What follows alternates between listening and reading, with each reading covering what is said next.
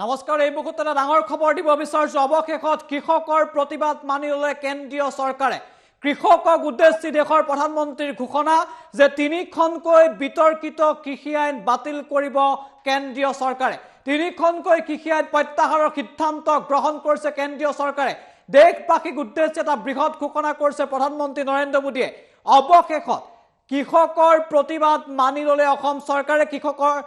দাবী মানি ললে ভাৰত চৰকাৰ আৰু প্ৰধানমন্ত্ৰী মোদীয়ে দেশবাসীক উদ্দেশ্যি এটা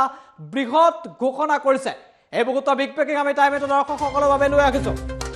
কেন্দ্ৰীয় চৰকাৰৰ এটা বৃহৎ ঘোষণা আন্দোলনকাৰী কৃষকৰ দাবী মানি ললে কেন্দ্ৰীয় চৰকাৰে আন্দোলনকাৰী কৃষকৰ দাবী মানি ললে কেন্দ্ৰীয় চৰকাৰে তিনিখনকৈ বিতৰ্কিত কৃষি আইন প্ৰত্যাহাৰৰ সিদ্ধান্ত কেন্দ্ৰীয় চৰকাৰৰ বৃহৎ সিদ্ধান্ত গ্ৰহণ কৰিছে কেন্দ্ৰীয় চৰকাৰে দেশবাসীক এই উদ্দেশ্যে এটা বৃহৎ ঘোষণা কৰিছে প্ৰধানমন্ত্ৰী নৰেন্দ্ৰ মোদীয়ে দেশবাসীক উদ্দেশ্যে প্ৰধানমন্ত্ৰী নৰেন্দ্ৰ মোদীৰ এটা বৃহৎ ঘোষণা আন্দোলনকাৰী কৃষকক ঘৰলৈ উভতি যাবলৈ আহ্বান জনাইছে দেশৰ প্ৰধানমন্ত্ৰী নৰেন্দ্ৰ মোদীয়ে দেশজুৰি প্ৰতিবাদ চলিছিল কৃষকৰ প্ৰতিবাদ হৈছিল আৰু সেই প্ৰতিবাদৰ মাজতে এটা বৃহৎ ঘোষণা কৰিছে প্ৰধানমন্ত্ৰী নৰেন্দ্ৰ মোদীয়ে কৃষকক সকলো আন্দোলন প্ৰত্যাহাৰ কৰিবলৈ আহ্বান জনাইছে দেশৰ প্ৰধানমন্ত্ৰী নৰেন্দ্ৰ মোদীয়ে এই মুহূৰ্তত এটা বিগ ব্ৰেকিং আমি টাইম এইটো দৰ্শকসকলৰ বাবে লৈ আহিছো যে আহক আমি এটা নতুন যুগৰ আৰম্ভণি কৰো বুলি মন্তব্য কৰিছে প্ৰধানমন্ত্ৰী নৰেন্দ্ৰ মোদীয়ে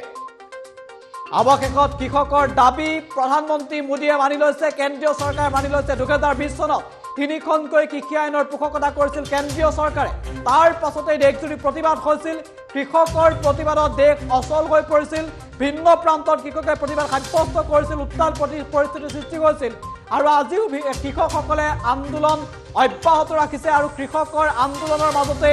বৃহৎ ঘোষণা কৰিছে প্ৰধানমন্ত্ৰী নৰেন্দ্ৰ মোদীয়ে উল্লেখ কৰিছে যে তিনিখনকৈ বিতৰ্কিত কৃষি আইন প্ৰত্যাহাৰৰ সিদ্ধান্ত গ্ৰহণ কৰিছে কেন্দ্ৰীয় চৰকাৰে অৱশেষত দেশজুৰি যি কৃষকৰ প্ৰতিবাদ হৈছিল সেই কৃষকৰ প্ৰতিবাদ কেন্দ্ৰীয় চৰকাৰে মানি লৈছে মোদী চৰকাৰে মানি লৈছে আৰু দাবী মানি লৈ বৃহৎ ঘোষণা কৰিছে তিনিখনকৈ বিতৰ্কিত কৃষি আইন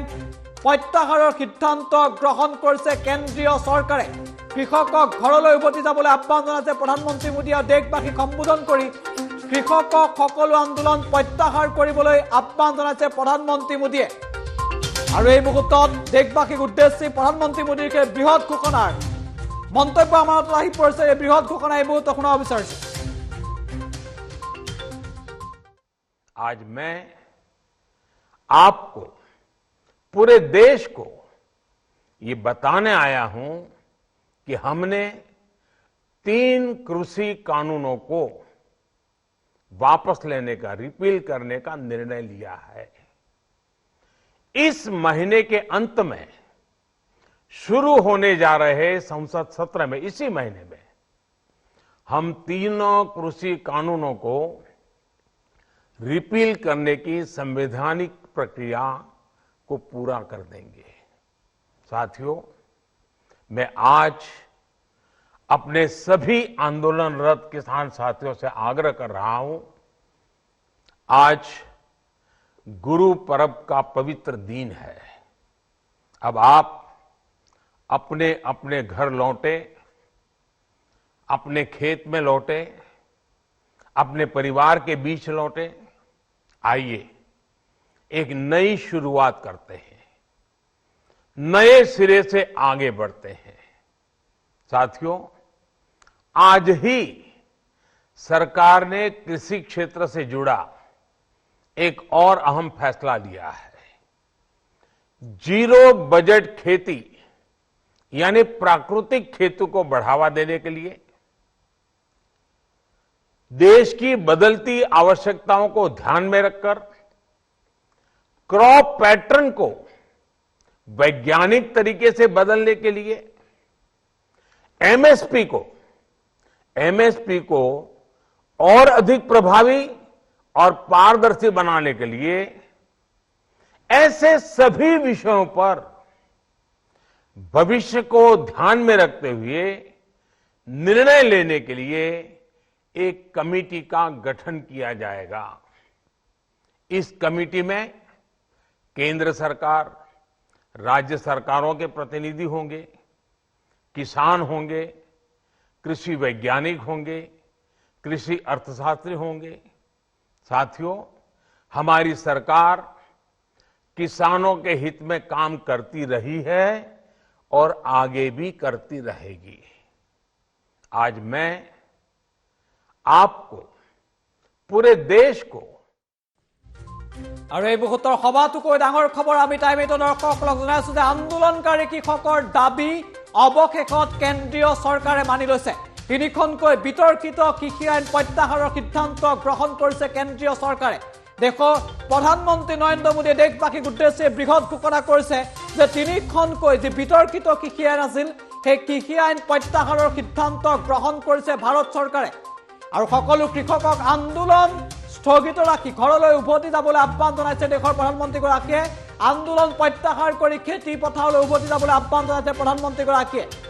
আমি এই খবৰ ইতিমধ্যে জনাইছো যে সমগ্ৰ দেশ জোকাৰি গৈছিল কৃষকৰ প্ৰতিবাদে। বিভিন্ন প্ৰান্তত আজিও প্ৰতিবাদ অব্যাহত আছে। তিনিখনকৈ কৃষি আইন বাতিলৰ দাবীত ৰাজপথলৈ ওলাই আহিছিল হাজাৰ হাজাৰ কৃষক আৰু বিভিন্ন প্ৰান্তত ভয়ংকৰ ৰূপ ধাৰণ কৰিছিল প্ৰতিবাদে। আৰু সেই প্ৰতিবাদে দেশ জোকাৰি গৈছিল আৰু বিভিন্ন প্ৰান্তত বিক্ষিপ্ত ঘটনা হৈছিল। দিল্লী পৰ্যন্ত এই প্ৰতিবাদত কঁপি উঠিছিল, কৃষকৰ প্ৰতিবাদত কঁপি উঠিছিল ৰাজধানী দিল্লী চহৰ পৰ্যন্ত। পাঞ্জাৱ হাৰিয়ানাত ভয়ংকৰ ৰূপ ধাৰণ কৰিছিল কৃষকৰ প্ৰতিবাদে। আৰু সেই কৃষকৰ উত্তাল প্ৰতিবাদৰ মাজতে অৱশেষত কৃষকৰ দাবী মানি লৈছে কেন্দ্ৰীয় চৰকাৰে। এটা বৃহৎ ঘোষণা কৰিছে দেশৰ প্ৰধানমন্ত্ৰী নৰেন্দ্ৰ মোদীয়ে, য'ত তেওঁ উল্লেখ কৰিছে যে কৃষকৰ যি দাবী আছিল বা তিনিখনকৈ কৃষি আইন বাতিলৰ যি দাবী আছিল সেই তিনিখনকৈ কৃষি আইন অৱশেষত প্ৰত্যাহাৰৰ সিদ্ধান্ত গ্ৰহণ কৰিছে মোদী চৰকাৰে। আৰু তিনিখনকৈ কৃষি আইন প্ৰত্যাহাৰ কৰাৰ সিদ্ধান্ত গ্ৰহণ কৰিছে মোদী চৰকাৰে। কৃষকক খেতি পথাৰলৈ উভতি যাবলৈ আহ্বান জনাইছে, ঘৰলৈ উভতি যাবলৈ আহ্বান জনাইছে, আন্দোলন প্ৰত্যাহাৰ কৰিবলৈ আহ্বান জনাইছে প্ৰধানমন্ত্ৰীগৰাকীয়ে। মাত্ৰ কেইটামান মুহূৰ্তৰ পূৰ্বে দেশবাসীক সম্বোধন কৰিছিল প্ৰধানমন্ত্ৰী মোদীয়ে আৰু আজিৰ দিনটোতেই এই বৃহৎ সিদ্ধান্তৰ কথা ঘোষণা কৰিছে প্ৰধানমন্ত্ৰী নৰেন্দ্ৰ মোদীয়ে। আৰু কৃষকৰ প্ৰতিবাদে কেনেধৰণে ভয়ংকৰ ৰূপ ধাৰণ কৰিছে নিশ্চিতভাৱে প্ৰতিগৰাকী ভাৰতীয়ৰ মনত আছে, কাৰণ এক ভয়ংকৰ প্ৰতিবাদ হৈছিল সমগ্ৰ দেশজুৰি। আৰু এই প্ৰতিবাদে কেনেধৰণৰ ৰূপ লৈছিল সেয়াও প্ৰতিগৰাকী ভাৰতীয়ই দেখিছে। আৰু সেই ভয়ংকৰ ৰূপৰ মাজতেই এটা বৃহৎ ঘোষণা কৰিছে যে কৃষকৰ দাবী অৱশেষত ভাৰত চৰকাৰে মানি লৈছে আৰু তিনিখনকৈ কৃষি আইন বাতিলৰ প্ৰত্যাহাৰৰ সিদ্ধান্ত গ্ৰহণ কৰিছে ভাৰত চৰকাৰে। আৰু তিনিখনকৈ কৃষি আইন প্ৰত্যাহাৰক লৈ প্ৰধানমন্ত্ৰী মোদীৰ বৃহৎ ঘোষণা। আমি প্ৰথমতে পুনৰবাৰ প্ৰধানমন্ত্ৰী মোদীৰ মন্তব্য আগবঢ়াইছো। आज मैं आपको, पूरे देश को ये बताने आया हूं कि हमने 3 कृषि कानूनों को वापस लेने का, रिपील करने का निर्णय लिया है। इस महीने के अंत में शुरू होने जा रहे संसद सत्र में, इसी महीने में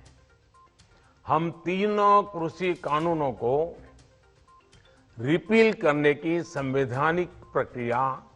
को पूरा कर देंगे। साथियों, मैं आज अपने सभी आंदोलनरत किसान साथियों से आग्रह कर रहा हूं, आज गुरु पर्व का पवित्र दिन है। अब आप अपने अपने घर लौटे, अपने खेत में लौटे, अपने परिवार के बीच लौटे। आइए एक नई शुरुआत करते हैं, नए सिरे से आगे बढ़ते हैं। साथियों, आज ही सरकार ने कृषि क्षेत्र से जुड़ा एक और अहम फैसला लिया है। जीरो बजट खेती यानी प्राकृतिक खेती को बढ़ावा देने के लिए देश की बदलती आवश्यकताओं को ध्यान में रखकर क्रॉप पैटर्न को वैज्ञानिक तरीके से बदलने के लिए एमएसपी को और अधिक प्रभावी और पारदर्शी बनाने के लिए ऐसे सभी विषयों पर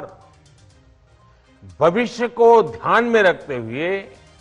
निर्णय लेने के लिए एक कमेटी का गठन किया जाएगा। इस कमेटी में केंद्र सरकार, राज्य सरकारों के प्रतिनिधि होंगे, किसान होंगे,